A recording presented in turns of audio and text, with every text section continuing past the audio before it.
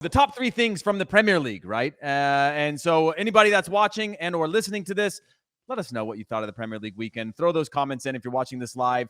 We'll start with the top 3 things here. So I'm going to go with you first, Mike Lahoud. What's the one thing that you like from the weekend? We'll have each of us tee off one conversation topic and we'll elaborate on it. What's your one thing from the Premier League this weekend that you want to discuss?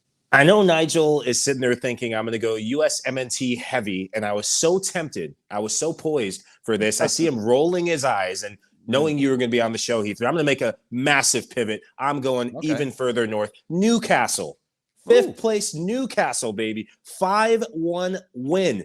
1 loss to their name. The team that no one's talking about. Eddie Howe is doing miracle working up at St. James's Park. What I love about this team is their ability to press as a unit. I love it. And the linchpin of their defensive work in midfield was a Joe Willock, Longstaff, and Bruno Guimaraes. This guy is a stud. He should be on the plane. I think he's even going to challenge to start for Brazil because that's how good he's playing. He was one of their leading goal scorers last year. I think it was a January transfer that he came over, and he just fits the Premier League. He reminds me of one of those old school midfielders that can pick up the ball, do everything, tackle, drive on a counter. The first goal he scored, super impressive, diving header, bullet header into the side netting. And then the second goal, I mean, just the desire, the direct play. He says, I'm going to take it myself. The responsibility he's taking over this team. You love it. And up top, Callum Wilson. This guy has to now start being in the conversation for the England squad because he's playing lights out.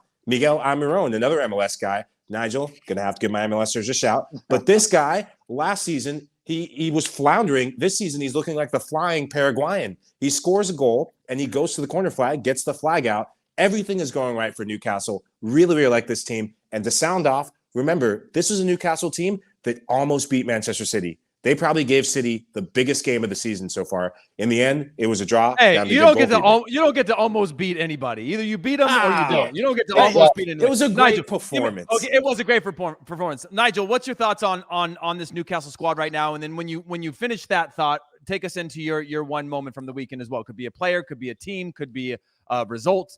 Let me know what you think. I think it's a great squad. I really do. I think that Eddie Howe is a great manager as well. And I'm very glad that they're giving him the opportunity to show how much of a good manager he is, because it's him that's getting these guys to gel together. And how they're doing it in Newcastle, they're doing it slowly and quietly. They're getting players in. They're getting the right players in that fit the system and their style of play. And they're building something special. That's just why I look at this Newcastle team. They're building something special. Them not competing in Europe helps as well. The more they play together. So you think the project is well underway? Like the project that we're going to see is well underway. The seeds are being watered right now to build those pieces before you start to see the big names come in to support that. 100%. I definitely think so. I think for me, my take of this weekend, I'll have to give it to Chelsea. Yes, Michael, Chelsea. I thought that they played fantastically well. They played fantastically well. It's great to see Christian Pulisic getting some game time, and he really did take the opportunity. He was fantastic. He looked a bit rusty in the first half, and obviously that comes because of not playing. You know, you can't really blame the young lad that he's not getting enough game time, but he was fantastic, and he took the opportunity that was presented to him to get some game time, and he did himself all the favors he could. You know, and it's only good for himself, but also it's only going to benefit USA that the more game time he gets for this up-and-coming World Cup, he can really be fit and ready to go. But Chelsea's performance was fantastic, and the worrying thing for me is I look at Wolves, and Wolves look absolutely horrendous. They looked really bad. They looked so lost in the sense of no real system, no style, just giving the ball away so cheaply, couldn't keep possession. They looked like a championship side, but Chelsea did play very well. And it was great to see, like I said, your boy Pulisic get a goal and play a fantastic game. Lahoud, quick note on Pulisic before we jump over to mine. Yeah, you could see the relief in his face and the excitement of it almost reminded me with the U.S. men's national team. I forgot which game it was, but he had a moment where he came off the bench and he scored a goal where Greg Berhalter was really testing his character and resolve and will and saying, can you be the guy we can rely on to not just have the armband, not just be Captain America, but can you be the guy? And you saw just the believability that he had and just the regaining of confidence. What I loved about the goal was he and Mason Mount starred in this game, getting a couple of assists, but he and Mason Mount, the telepathy, on Pulisic's goal, he still had a lot to do when he did that give and go. In the first half, although he was misfiring, I thought he was Chelsea's most dangerous player, getting into good spots. It looked more like the Christian Pulisic of old. I love what Chelsea are doing now. They have the flexibility of playing a back three, 3-4-3 that we've seen under Thomas Tuchel, and also a back four and a 4-2-3-1. It leaves different teams with different problems to solve.